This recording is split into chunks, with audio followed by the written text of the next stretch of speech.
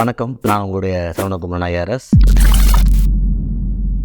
அமரன் ரொம்ப நாள் கழித்து தமிழ் திரையுலகத்தில் கமர்ஷியலாகவும் கான்ட்ரவர்ஷியலாகவும் ரொம்ப ஒரு ஹிட்டான படமாக அமைஞ்சிருக்கு. மேஜர் முகுந்த் வரதராஜன் அப்படின்னு ஒரு பிரேவஸ்ட் ஒரு மிலிட்ரி ஆஃபீஸருடைய ஒரு பயோபிக். இதில் என்ன மாதிரியான கான்ட்ரவர்சி அப்படின்னா, அவர் ஒரு பிராமணருங்கிறத படத்தில் மறைக்க வேண்டிய அவசியம் என்ன, அவர் மனைவி கிறிஸ்டியனாக அதிகப்படியான ஒரு ஸ்ட்ரெஸ் பண்ணி காட்ட வேண்டிய அவசியம் என்ன, இது தமிழ்நாடு அரசியல் களத்துக்கு தக்கபடி மாற்றிட்டாங்க, அதாவது கதை திரைக்கதையாக மாறும் பொழுது மாற்றிட்டாங்க அப்படிங்கிற மாதிரியான விஷயங்கள்லாம் இதில் இருக்குது. ஜாதிய சொல்லாம அவங்க படம் எடுக்கிறாங்களாம், ரொம்ப சந்தோஷம். அப்ப மற்ற எல்லா இடங்கள்லையும் அதை சொல்லாம இருக்கணும் இல்ல? ஸோ இது சரியா தவறா அப்படிங்கிற பார்க்கும்போது ஒரு கதை திரைக்கதையாக மாற வேண்டிய அவசியம் எங்கே இருக்குன்னா, எல்லா இடங்களிலுமே எல்லா சினிமாவுமே அது ஒரு கேபிட்டலிஸ்ட் வெஞ்சர். தமிழ்நாட்டில் ஆட்சியை பிடிக்கிறதுக்காக ஹீரோ ஆயிடணும், அதனால் சிஎம் ஆகலாம் அப்படின்னு சில நடிகர்கள் ஒரு பக்கம் ஒர்க் பண்ணால் கூட, படம் எடுக்கிற எந்த ப்ரொடியூசரும் சிஎம் ஆகிறதுக்கு எடுக்கலை, லாபம் சம்பாதிக்க எடுக்கிறாங்க.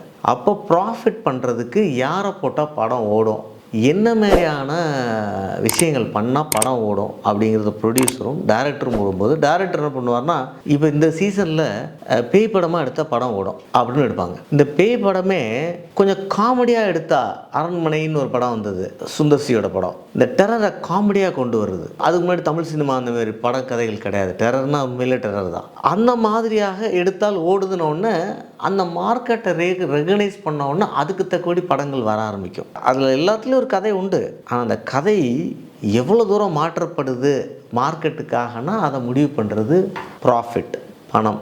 அதுக்கப்புறம் தான் அதில் யார் கேரக்டர் ஃபிட் ஆவா, இந்த கேரக்டருக்கு யார் ஃபிட் ஆவாங்க அப்படிங்கிற விஷயம் வரும். இப்போ இந்த படத்தில் காதலை ரொம்ப அழுத்தமாக சொல்லணும்னா, அத்தை பொண்ணு மாமா பையனை லவ் பண்ணுறத நீங்கள் எவ்வளோ டெப்த்தாக காமிச்சிட முடியும் சினிமாவில் 2.5 மணி நேரத்தில்?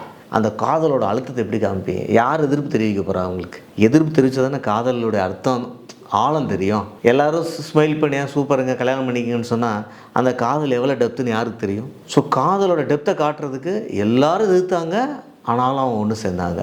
உயிரே போகிற மாதிரி இருந்தது, ஆனால் ஒன்று சேர்ந்தாங்க. ஸோ சினிமான்னு வரும்பொழுது ஒரு யதார்த்தத்தை சினிமாவில் கொண்டு வர முடியாது. ஸோ அதனால் நேச்சுரலாகவே ஒரு எக்ஸ்ட்ரீம் சுச்சுவேஷன், ஒரு ஹீரோவை காட்டுறதுக்கே வில்லனை பெருசாக காட்ட வேண்டியிருக்கு. நீங்கள் என்ட்ரி பார்ப்பீங்க தமிழ் சினிமாவில், ஹீரோவை பார்க்குறதுக்கு முன்னாடி வில்லன் ஒரு 3 கொலை பண்ணிடுவார்.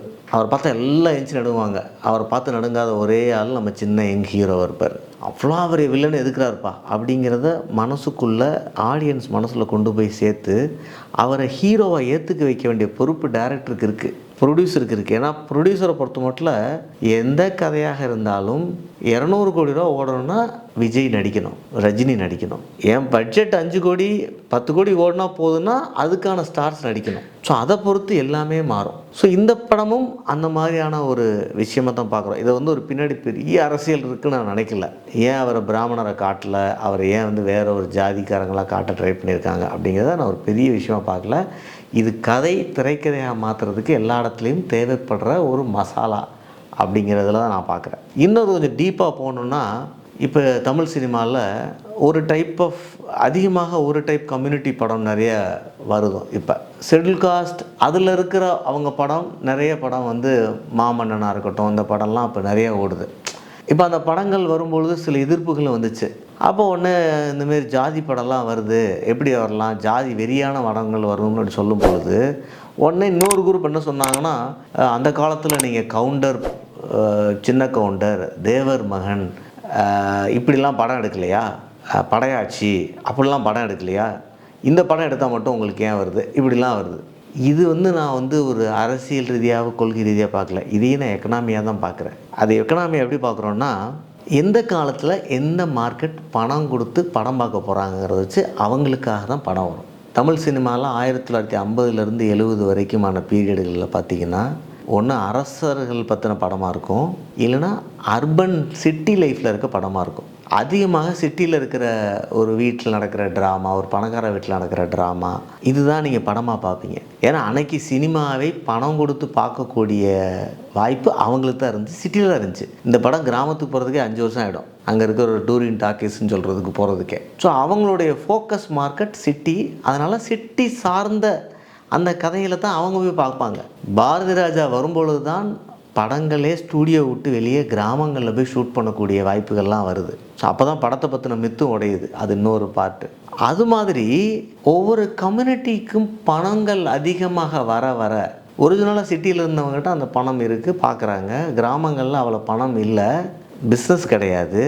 இந்த கம்யூனிட்டிஸ் கவுண்டராக இருக்கட்டும், தேவராகலாக இருக்கட்டும், இந்தமாரி கம்யூனிட்டிஸ்லாம் பார்த்திங்கன்னா 70s 80s அக்ரிகல்ச்சர் ரெவல்யூஷன் அது இதில் வந்து அந்த கம்யூனிட்டிஸோட எக்கனாமிக்கல் லெவல் இன்க்ரீஸ் ஆகும்போது, அவங்களுடைய நம்பர் இன்க்ரீஸ் ஆகும்பொழுது, அவங்களுடைய பையிங் கெப்பாசிட்டி இன்க்ரீஸ் ஆகும்போது, அவங்க சம்மந்தப்பட்ட கதைகள் வந்தால் அதிகமாக ஓடக்கூடிய வாய்ப்பு இருக்குது, அதிகமாக பணம் வர வாய்ப்பு இருக்குது. அப்போ அது சம்மந்தமான படங்கள் அதிகம் வர ஆரம்பிக்குது. இப்போ 2000க்கு அப்புறம் இந்த சமுதாயங்கள் முன்னேற ஆரம்பிக்குது. அப்போ அவங்களுடைய பையிங் பவர் ஒரு சினிமா தேட்டரில் முதல் நாளே போய் பார்க்கக்கூடிய வாய்ப்பு வரும்போது அதனுடைய வாய்ப்பும் அதிகம் வந்துடுது. அப்போ அது சம்மந்தமான படங்கள் அதிகமாக வருது. ஸோ இது முழுக்க முழுக்க ஒரு எக்கனாமிக் டெசிஷனை தவிர பொலிட்டிக்கல் டெசிஷனை நான் பார்க்கல. ஸோ யார் பார்க்க போகிறாங்களோ அவங்களுக்கான படம் அதிகம் வரும். இதுக்கு நடுவில் ஐடியாலஜி, இதுக்கு நடுவில் அவங்கவுங்க வாய்ப்பு இருக்கிறத அவங்கவுங்க பண்ணிட்டு போகிறாங்க. ஒரு நடிகர் இதில் நடித்து இதனால் அந்த சமுதாயம் நம்மளை ஒத்துக்குச்சுன்னா எனக்கு ஒரு சீஃப் மினிஸ்டர் வாய்ப்பு இருக்கானா அவர் அதை ட்ரை பண்ணுவார். இந்த மாதிரியான விஷயங்கள் தான் சினிமா. இது வந்து ஓவரால் பிக்சரில் இந்த மேஜர் முகுந்த் வரதராஜனுடைய பயோபிக் அமரன்லேயுமே அவரை ஏன் பிராமணரை காட்டாமல் ஒரு பர்டிகுலர் கம்யூனிட்டி காட்டுறாங்க அப்படிங்கிறதுல ஒரு பிஸ்னஸ் வந்துடும். அந்த காதலை டெப்த்தாக காட்டினா தான் படம் டச்சிங்காக இருக்கும். அப்படின்னா அந்த பொண்ணை கிறிஸ்டியனாக ரொம்ப டெப்த்தாக காட்டி இவரை இந்துவாக காட்டினா தான் அந்த டெப்த் இருக்கும். ஸோ கதை திரைக்கதை ஆகிறது அரசியல் அப்படிங்கிறத விட, எமோஷனுங்கிறத விட, உண்மைங்கிறத விட பிஸ்னஸ் அப்படிங்கிறதான், ப்ராஃபிட் அப்படிங்கிறதான் என்னோடய அண்டர்லைன் ஸ்டேட்மெண்ட். நீங்கள் இன்னொரு ஆச்சரியமான உண்மை என்னென்னா, இந்த மிஸ் வேர்ல்டில் பார்த்தீங்கன்னா 1951 இது வரைக்கும் 70க்கும் அதிகமானவங்க மிஸ் வேர்ல்டாக ஒவ்வொரு வருஷம் அனௌன்ஸ் ஆகிட்டே வர்றாங்க. இந்தியாவிலேருந்து திடீர்னு பார்த்தீங்கன்னா 94, 97, 8 வரிசையாக மிஸ் வேர்ல்டு. ஏன் அது வரைக்கும் இந்தியாவில் அழகான பெண்களே பிறக்கலையா? யூரோப்பில் தான் எல்லாம் பிறந்துட்டு இருந்தாங்களா? ஏன் அப்படின்னா இந்தியாவோட பையிங் பவர் 91க்கு மேலே தான் பயங்கரமாக கூடுது. நம்ம சொல்கிற liberalisation, privatisation, globalisation. So buying power வந்து என்ன கூடும்? இந்த மாதிரி நம்ம சொல்கிறோம் இன்றைக்கி பாப்புலராக சொல்கிற FMCG, fast moving consumer goods, soap, shampoo எல்லாம் அதிகமாக வாங்குவாங்க. இந்த ஒரு மிஸ் வேர்ல்டுங்கிற ஒரு ஆர்டிஸ்ட் வரும்பொழுது ஒருத்தங்களை கொண்டு வந்தால் தான் அட்வர்டைஸ்மெண்ட்டில் அவங்களால கனெக்ட் பண்ண முடியும். ஸோ நான் ஒரு சோப் அட்வர்டைஸ்மெண்ட் பண்ணுறேன், ஒரு ஆனரியாக யாரோ ஒரு ஆர்டிஸ்ட்டை பண்ணுறதுக்கும் உலகத்திலே அழகிப்பா அவங்கள வச்சு பண்ணுறதுக்கும் ஒரு வித்தியாசம் வந்துடுதா? ஆனால் அந்த சோப்பை வாங்குறதுக்கு ஆள் வேணுமே. அவங்களுக்கு காசு 91க்கு அப்புறம் வந்துச்சு. அதனால் அதிகமாக இனி நான் சொல்கிறது ஜோசியம் கிடையாது. 2025, 2030, 35களில் நீங்கள் பார்க்க போகிறது அதிகமாக ஆஃப்ரிக்காவிலேருந்து பார்ப்பீங்க. ஏன்னா ஆஃப்ரிக்காவில் இப்போ எக்கனாமி டெவலப் ஆகிட்டுருக்கு.